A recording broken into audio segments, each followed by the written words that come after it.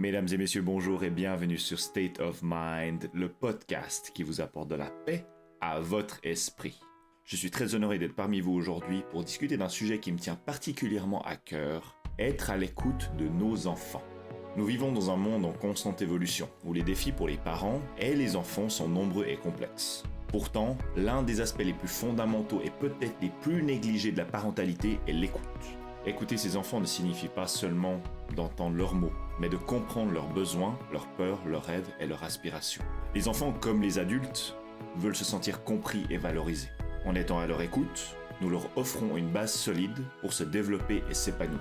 Bien évidemment, pour que nos enfants se sentent écoutés, il est essentiel de créer un environnement de confiance. Cela commence par l'établissement de relations ouvertes et honnêtes. Lorsque vos enfants sentent qu'ils peuvent parler librement sans crainte, sans jugement ou répercussions négatives, ils sont plus susceptibles de parler de leurs pensées et de leurs sentiments avec vous.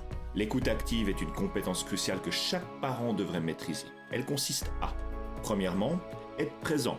Lorsque vous parlez à vos enfants, soyez pleinement présent. Mettez de côté les distractions comme votre téléphone ou la télévision et concentrez-vous sur ce qu'ils disent.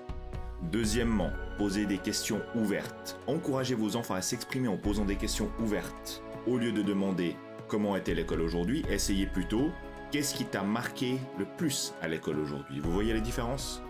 Troisièmement, réfléchir et reformuler. Montrez que vous êtes activement à l'écoute de vos enfants en reformulant ce qu'ils disent. Par exemple, « Donc tu te sens frustré parce que tu as eu du mal avec tes devoirs de maths ?» Simplement en reformulant, cela fait toute la différence. Et quatrièmement, évitez les interruptions. Laissez vos enfants terminer leurs phrases avant de leur répondre. Les interruptions peuvent les amener à penser que ce qu'ils disent n'est pas important.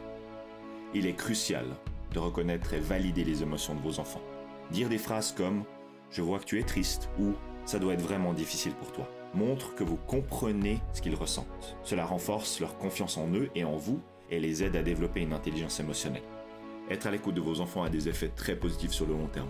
Des études montrent que les enfants qui se sentent écoutés et compris par leurs parents sont plus susceptibles de développer une meilleure estime de soi, de meilleures compétences sociales et de réussir académiquement. Ils apprennent également à mieux gérer leurs émotions et à faire face aux défis de la vie.